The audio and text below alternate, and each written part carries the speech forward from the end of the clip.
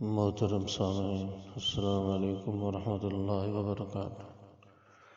آج کا موضوع ہے ٹیپ ریکارڈ کی قرأت پر سجدہ تلاوت واجب ہوتا ہے کہ نہیں۔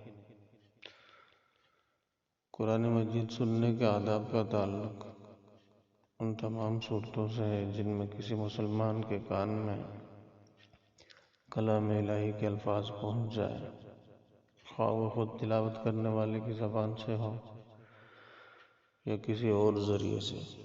اس لیے سماعت کے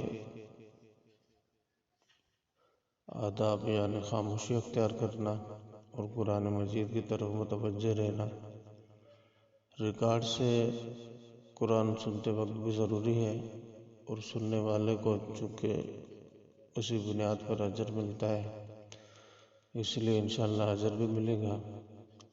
جہاں تک سجدہ تلاوت کی بات ہے تو اس کے لیے ضروری ہے کہ خود تلاوت کرنے والے سے سنیں اور اس کی زبان اس کے لیے متحرک ہو۔ ٹیپ ریکارڈ کی تلاوت خود تلاوت کرنے والے کی نہیں ہوتی، بلکہ اس کی زبان سے ہونے والے